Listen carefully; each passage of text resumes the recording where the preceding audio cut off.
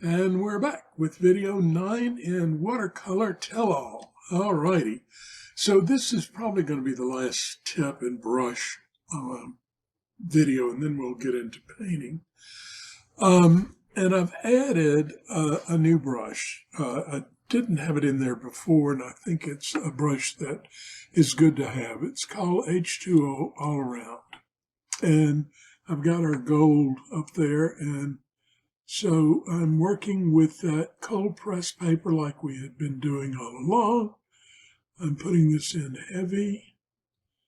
Now watch, if I lighten my load, I can come back into this and lighten it up. See? So you don't want to go heavy and then lighten all the time, but you can. Let's just see what that looks like. There you go. All right, so the way I would probably do it is I would start middle maybe and lighten it.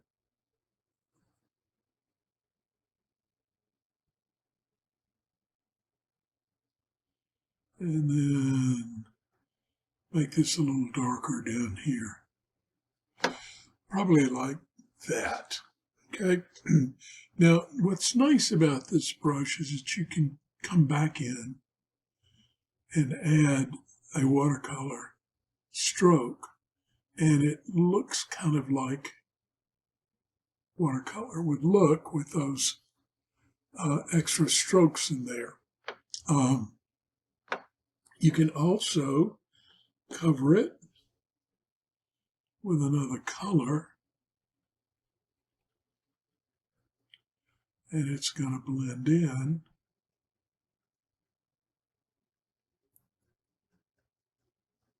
Like that. See, it actually added those colors together. Let's take that one off, do a red, which should make it a little oranger. Yeah, see? It blends really nice. A little heavier down here. There you go. Isn't that pretty? And again, if you go really heavy, this is a build-up brush, or one of those brushes that will go to black.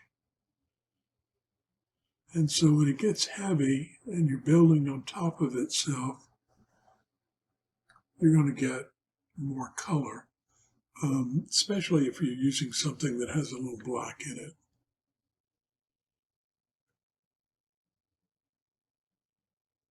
All right, that one, see, I changed the color to add a little black, and it's going to give you that little richer kind of look there. All right, so that's that brush. Now, the next thing I want to do is get rid of the selection, and I want to come back to what we were looking at before, which was this. Yeah. And you'll see that blob right there is obviously something I was playing with, and I went too far. But I wanted to show you, we have this thing in your regular watercolor brushes called wetting agent. It's in, I'm going to click on it, it's in watercolor pigment called wetting agent. And I like it because what it does is it re-wets the paper, and you can get runny brush marks with it. So this is that paper we've been using, but look, if I put that across, I'm getting a totally different thing happening there. I would like for it to be more tree-like, so in order to get that, I'm going to have to come in and find a paper, something like dramatic papers, maybe sticks or needles, or seeded probably could do it too. Let's try needles. So with needles, it's going to give you more of a tree-like look. You see? But that does give you a very wet look, and it kind of destroys everything. Go to Bloom tab, and it's going to do the same thing, but more controlled. See? So again, these are the stuff, what you've got to do in working with watercolor is to try stuff and see if you like it. All right, so that gives us the beginning of like a tree look. Now I could come in with a sort of a yellow, orangey, a little on the darker side for some fall leaves. And see, that would actually put in there. Now the black that's happening, I wouldn't like too much, but remember I put some black and dark stuff in there anyway. So let's just do that.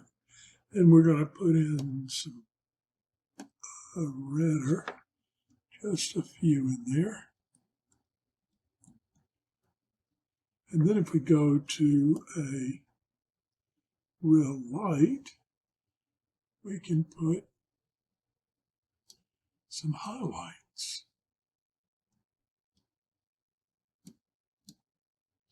Anyway, you get the idea. You can begin to create with whatever you have on hand. Now, if we go back to H2 all around, then that's going to, I think that was probably H2 all around. I'm going to make the brush smaller. And let's go with this dark ochre. So if I wanted to bring this dark ochre in over the top of this, it would be fine. I'm just going to blend it down till it disappears. Or almost disappears. There you go.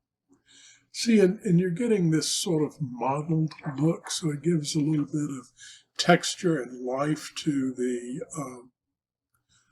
image. Now, I really don't like the way I've got these trees. They're too big for this image and all that stuff. But it is showing you how you can utilize these brushes and do all sorts of things with them. And you really want to try to do that, to try and see what you can have work for you and use all of them. You know, use them interchangeably, and I think you'll really enjoy them. Okay, so I think that's the last tip I need to tell you about. We may run into some others when we're actually painting, but this will be the last of the tips and brushes, and we will start painting in the next video. Okay, see you then. Bye-bye.